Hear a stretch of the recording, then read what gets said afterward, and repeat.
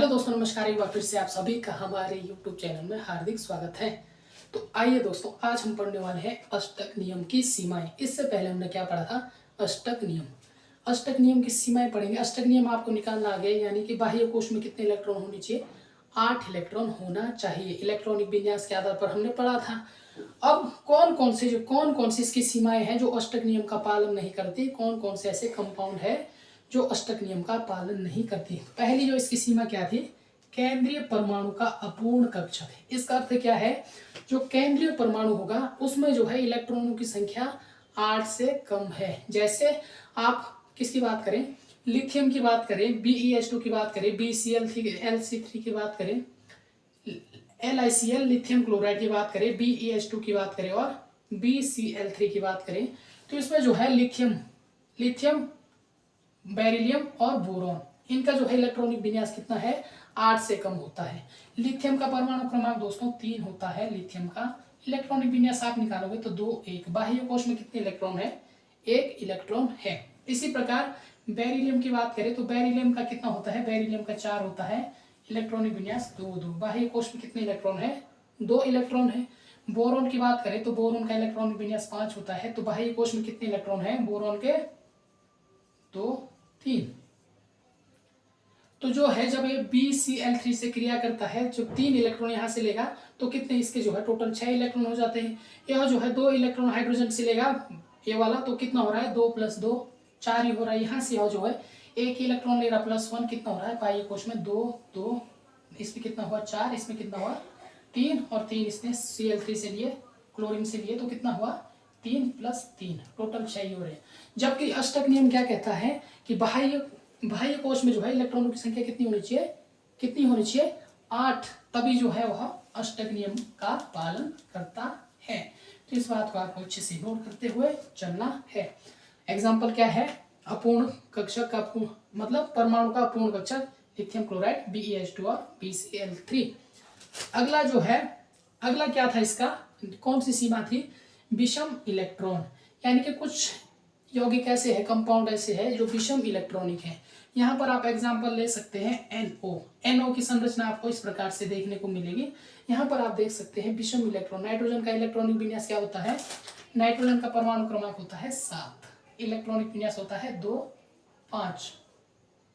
बाह्य कोश में कितने इलेक्ट्रॉन है? 5 इलेक्ट्रॉन है। इसको अष्टक नियम पूरा करने के लिए कितना चाहिए? +3 इलेक्ट्रॉन और चाहिए। यहाँ पर जो है ऑक्सीजन का कितना है? 1 ही परमाणु है, और यह जो है कितने इलेक्ट्रॉन देता है? नाइट्रोजन को 2 इलेक्ट्रॉन देता है। इसलिए जो है कितना हुआ? 5 3 3 + 5 और 3 चाहिए ना। आप बाह्य कोश कितना चाहिए अष्टक नियम को पूरा करने के लिए? 3 इलेक्ट्रॉन। नाइट्रोजन कितना देता है? 2, तो कितना होता है? 5 + 2 यानी कि 7 विषम इलेक्ट्रॉन। तो NO भी जो है अष्टक नियम का पालन नहीं करता। और दूसरा है NO2 की अगर आप संरचना बनाएंगे तो यह भी जो है क्या करता है? अष्टक नियम का पालन नहीं करता, क्योंकि इसमें जो है पॉजिटिव चार्ज आ जाएगा, इसमें नेगेटिव चार्ज आ जाएगा। यह अपना इलेक्ट्रॉन ऑक्सीजन को दे देता है, किसके लिए? संयोजी कोश बनाने के लिए। और यह जो ऑक्सीजन जो है नाइट्रोजन से इलेक्ट्रॉन वापस ले लेता है। यानी कि जिन परमाणु में इलेक्ट्रॉनों की संख्या विषम होगी वह जो है क्या है? अष्टक नियम का पालन नहीं करते। दूसरी सीमाएं, अष्टक नियम की दूसरी सीमा यह है। तीसरी सीमा क्या है? प्रसारित अष्टक, यानी कि एक्सपेंडेड ऑक्टेट। इसे आप इंग्लिश में क्या बोल सकते हैं? Expanded octet. इसमें हम क्या करेंगे? जैसे जो केंद्रीय परमाणु होता है उसका जो है अष्टक नियम का पालन नहीं करता, वह जो है इतने इलेक्ट्रॉन ले लेता है कि अष्टक नियम का पालन नहीं करता। SF6 की अगर हम संरचना बनाएं, SF6 की अगर हम संरचना बनाएं तो यहाँ पर आपका सल्फर हो गया, यहाँ पर आपका फ्लोरीन हो गया, यहाँ पर F, यहाँ पर F, ठीक इसी प्रकार यहाँ पर भी F होगा, यहाँ पर F होगा, यहाँ पर भी F होगा।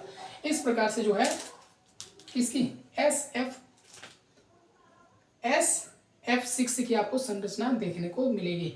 तो सल्फर की बात करें, यह है केंद्रीय परमाणु। सल्फर की बात करें, इलेक्ट्रॉनिक विन्यास कितना होता है? परमाणु क्रमांक 16 होता है सल्फर का। इलेक्ट्रॉनिक विन्यास क्या होता है? 2 8 6, यानी कि बाह्य कोश में कितने इलेक्ट्रॉन है? 6।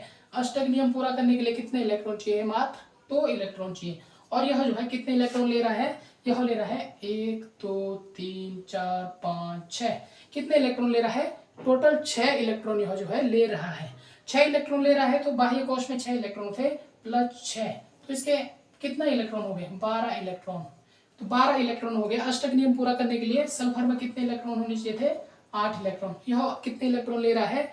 यह जो है 12 इलेक्ट्रॉन ले रहा है। इसलिए जो SF6 है यह भी जो है अष्टक नियम का पालन नहीं करता।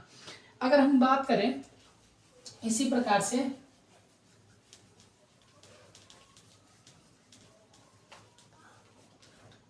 PF6 की बात करें, PF6 यानी कि P सेंटर में रहेगा, यहाँ पर F 4 F हो गया, दो और लगाना हमने F। इस प्रकार से PF6 की आपको संरचना देखने को मिलेगी। अगर हम इसकी बात करें तो फास्फोरस का परमाणु क्रमांक सभी को पता है, फास्फोरस का 15 रहता है, इलेक्ट्रॉनिक विन्यास 2 8 5 रहता है, यानी कि इसको अष्टक नियम पूरा करने के लिए 3 इलेक्ट्रॉनों की जरूरत होती है। जबकि यह कितने इलेक्ट्रॉन ले रहा है? 1 2 3 4 5 6 इलेक्ट्रॉन यह ले रहा है, यानी कि 5 + 6 टोटल इलेक्ट्रॉन कितने हो रहे हैं? 11। इसमें जो है फास्फोरस में कितने इलेक्ट्रॉन हो रहे हैं? टोटल 11 इलेक्ट्रॉन हो रहे हैं। यह भी जो है अष्टक नियम का पालन नहीं करता। उसी प्रकार दोस्तों हमने जो है H2SO4 की बात की थी। H2SO4 हम जो है बात कर रहे हैं सिर्फ सेंट्रल परमाणु में। जो बाह्य परमाणु है F फ्लोरीन है, यह अपना अष्टक नियम पूरा कर रहा है, क्योंकि यह जो है फास्फोरस से 1 इलेक्ट्रॉन ले रहा है। कितना ले रहा है? फास्फोरस से 1 इलेक्ट्रॉन यह ले रहा है। फ्लोरीन का कितना होता है? 9 होता है, परमाणु क्रमांक होता है 9, इलेक्ट्रॉनिक विन्यास होता है 2 7। इसको जो है अष्टक नियम पूरा करने के लिए 1 ही इलेक्ट्रॉन चाहिए, जो यह सल्फर से भी ले रहा है, फास्फोरस से भी ले रहा है। तो बाह्य परमाणु की हम बात नहीं कर रहे, हम कर रहे हैं केंद्रीय परमाणु, जैसे P फास्फोरस की, सल्फर की। अब बात करते हैं H2SO4। H2SO4 यह जो है अष्टक नियम का पालन नहीं करता, क्योंकि अगर आप संरचना बनाएंगे H2SO4 की तो इस प्रकार से जो है इसकी कुछ संरचना बनती है। डबल बॉन्ड के साथ ऑक्सीजन ऊपर जुड़ा रहेगा, डबल बॉन्ड के साथ ऑक्सीजन नीचे जुड़ा रहेगा, यहाँ पर सिंगल बॉन्ड के साथ ऑक्सीजन जुड़ा रहेगा, यहाँ पर भी सिंगल बॉन्ड के साथ ऑक्सीजन जुड़ा रहेगा, यहाँ पर हाइड्रोजन और यहाँ पर हाइड्रोजन। इस प्रकार जो है इसकी संरचना रहती है। हमने कहा था कि सल्फर का जो है परमाणु क्रमांक होता है 16, इलेक्ट्रॉनिक विन्यास होता है 2 8 6। बाह्य कोश में इसको चाहिए, बाह्य कोश में कितने इलेक्ट्रॉन है? 6 इलेक्ट्रॉन है। अष्टक नियम प्राप्त करने के लिए प्लस 2 इलेक्ट्रॉन चाहिए। यह कितने ले रहा है? यह ले रहा है यहाँ से 1 2 3 4 5 6 इलेक्ट्रॉन ले रहा है। तो इसके जो है कितना हो रहा है? टोटल 6 इलेक्ट्रॉन तो इसके पास बाह्य कोश में ऑलरेडी थे अपने, प्लस 6 और ले रहा है, तो कितना ले रहा है? 6 दूना 12। ठीक है, इसलिए यह भी जो है अष्टक नियम का पालन नहीं करता। यदि आपको अष्टक नियम, अगर आपको जो है इलेक्ट्रॉनिक विन्यास नहीं निकालना आता, जो अष्टक नियम नहीं आता, तो इससे पहले वाली वीडियो में हमने सीखा था कि अष्टक नियम कैसे निकालते हैं, कैसे जो है हम पता करें कि कौन सा जो कंपाउंड है अष्टक नियम का पालन करता है। अगला है चौथा बिंदु। क्या है? चौथा बिंदु है कि कुछ उत्कृष्ट गैसें ऑक्सीजन तथा फ्लोरीन से भी संयोजित होती है और यौगिक बनाती है। चौथी जो इसकी सीमाएं थे, कुछ उत्कृष्ट गैस। उत्कृष्ट गैस आप किसे कहेंगे? जिसका इलेक्ट्रॉनिक विन्यास या जिसके बाह्य कोश में इलेक्ट्रॉनिक संख्या क्या होगी? संख्या कितनी होती है? 8 होती है। फॉर एग्जांपल के लिए आप आर्गन का देखोगे, आवर्त सारणी में जो सबसे जो वर्ग है 18वां, उसमें आप देखोगे आर्गन का देखोगे तो कितना है? 18 जो है क्या रहता है? परमाणु क्रमांक रहता है। इलेक्ट्रॉनिक विन्यास निकालोगे 2 8 8, यानी कि इसका जो बाह्य कोश में जो है 8 इलेक्ट्रॉन होते हैं, अष्टक नियम का पालन करते हैं। इसलिए जो इसे क्या कहते हैं? उत्कृष्ट गैस कहते हैं। किसे? आर्गन को। जितने भी आपको 18 वर्ग में जो भी दिखेंगे ऊपर से नीचे तक, सभी जो है 18 हो गया, 36 हो गया, 54 हो गया, ये सभी क्या करते हैं? अष्टक नियम का पालन करते हैं, जिनके बाह्य कोश में 8 इलेक्ट्रॉन होते हैं। तो यहाँ पर कुछ यौगिक ऐसे हैं जो अष्टक नियम का तो पालन करते हैं, लेकिन क्या करते हैं? फिर भी रिएक्ट करते हैं, संयोग, यानी कि फिर भी क्या करते हैं? बंध बनाते हैं।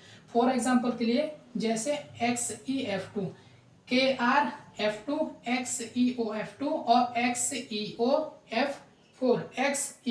Xe को हम क्या बोलेंगे? जीनोन। ठीक है, Kr को हम क्या बोलेंगे, क्रिप्टॉन। इसका परमाणु क्रमांक होता है 36, जीनोन का परमाणु क्रमांक होता है 54। अगर आप इनका इलेक्ट्रॉनिक विन्यास निकाल के देखोगे तो इनके बाह्य कोश में आपको 8 इलेक्ट्रॉन आएंगे, इसमें भी आपको कितना आएगा, 8 इलेक्ट्रॉन आपको नजर आएंगे। इसलिए दोस्तों जो है यह भी जो है आपका अष्टक नियम का पालन नहीं करती है। यह भी जो है क्या है, सीमाएं है किसकी, अष्टक नियम की सीमाएं। यानी कि कुछ परमाणु ऐसे भी हैं जिनका जो है बाह्य कोश में 8 इलेक्ट्रॉन है, फिर भी जो क्या करते हैं, वह बंद बनाते हैं। यह जो है यह डिफाइन नहीं कर पाता। ठीक है, तो ये सारी जो है इसकी 4-5 कमियां थी, इसे आपको अच्छे से नोट कर लें। आई होप आपको अच्छे से समझ आया होगा। यदि कुछ समझने में कोई प्रॉब्लम हो रही है तो आप कमेंट में कर सकते हैं। तो इस वीडियो में दोस्तों फिलहाल